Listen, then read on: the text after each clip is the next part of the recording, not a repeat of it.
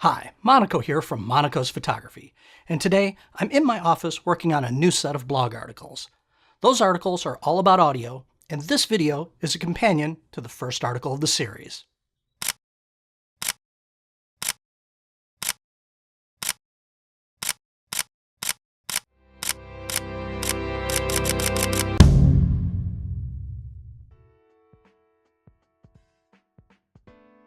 Welcome to my office and production studio. This is where I edit all of my photos and videos. It's also where I record Photoshop training videos for my clients. Without a doubt, one of the most important aspects of my video production is capturing crystal clear audio. If my clients can't understand what I'm saying, then they'd stop doing business with me.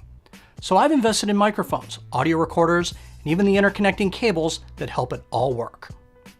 There are lots of solutions for improving your audio. Some are inexpensive, while others can cost several thousands of dollars. Since I don't have an unlimited budget, I work with equipment I can afford, and I do my best to get the most performance from that gear. In this video, I'll be demonstrating a few different microphone techniques here in my production studio. The goal is to show the difference between different types of microphones, as well as some different placements. To help show you those differences, I moved my main camera in a bit, and I set up a second camera with a super wide-angle lens right behind. Let's get started by demonstrating the built-in microphones of my Sony a6000.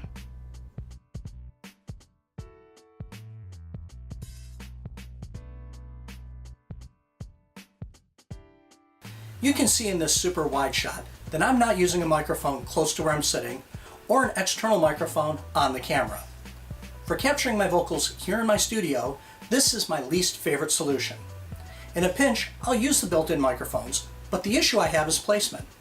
I prefer to have my camera across the room, and when your microphone is far away, it records audio that sounds distant. That's because the built-in stereo microphones were designed with a very wide pickup pattern that's great for home videos, but it's not so great for isolated dialogue like this. The built-in microphones are capturing my voice, but they're also picking up all of the room reflections of my voice, and that makes for some pretty poor sounding audio.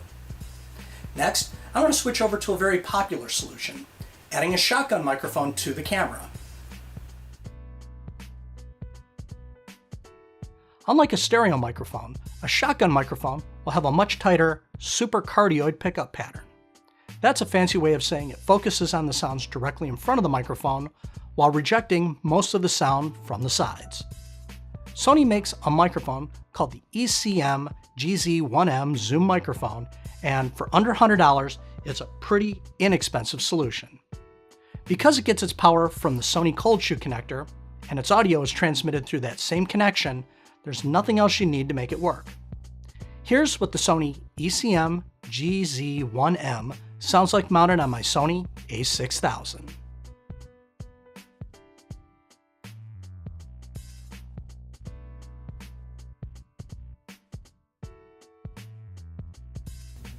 This is what the Sony ECM GZ1M sounds like mounted on my Sony a6000. You should hear an improvement from the built-in microphones, but in a smaller room like my production studio, it will still capture a lot of the room's acoustics. That's happening because the microphone is placed about 5 feet away from me. This is definitely moving in the right direction, but it's still not as good as I'd like.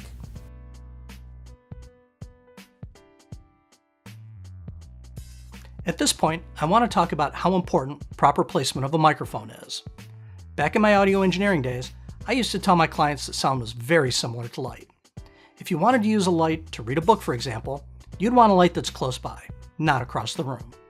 A light across the room might give you enough light to read to, but it'd have to be pretty bright. Sound from a speaker is the same.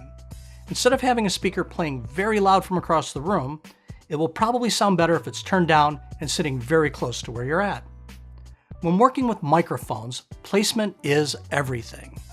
If you have a microphone within a few feet of your subject, it will pick up their voice, and room reflections will still be picked up, but considerably lower in volume. One very popular solution is to clip a small lavaliere microphone, like this one, right to your shirt.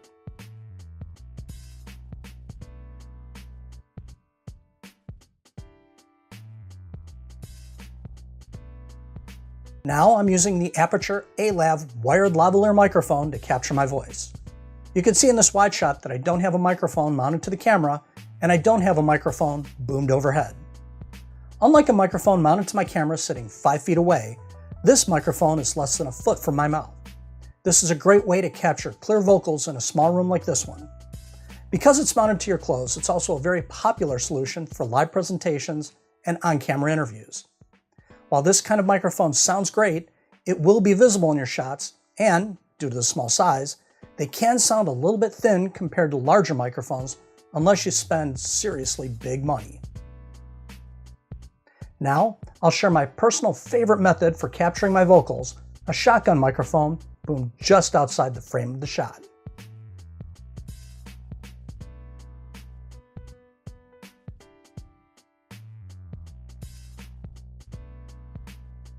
What you hear now is a Senal MC24ES shotgun microphone. Here's a look at how the shotgun microphone is mounted on a boom arm just outside the camera's field of view. Any shotgun microphone will work for this kind of recording. Before I bought my Senal professional shotgun microphone, I used the $60 Rode Video Micro this way, and it was definitely a big improvement. The key to making any shotgun microphone work is placement, because even a small microphone on a boom arm placed as close as possible will sound better than any on-camera microphone across the room. The inexpensive Rode microphone was a great solution, but it didn't come close to the performance I get from my Senal professional microphone. The Senal is awesome, with killer frequency response and a really high sensitivity. That means the audio sounds clearer and there's noticeably less background noise. For the kind of in-studio work I do, this has been the best sounding solution I've found yet. So what are the negatives? Well, if you're using a good quality microphone like this, it will have a balanced output. And that means you might not be able to plug it directly into your camera. That's definitely the case with small mirrorless cameras like my Sony a6000. This means you'll need an audio interface or an external recorder like the Tascam DR60 Mark II that I'm using now. You're also going to need a microphone stand with a boom arm and a relatively long microphone cable. Add it all up, and I'm using about $600 in audio gear in this video. That's not a lot of money, but it is substantially more than just using the microphones built into your camera. One more thing you need to keep in mind is the additional time you'll spend syncing the audio and video when you're editing your project. This is definitely more work, but I think it's totally worth the effort.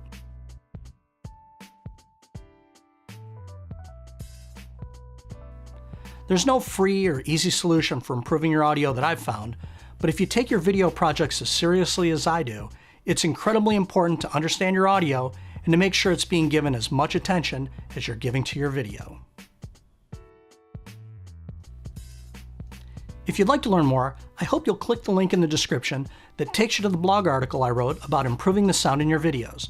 And while you're there, I hope you'll check out some of the other articles I have, and I hope you'll also check back often for any new articles I post. Thanks for watching, and I hope to see you again in a future video.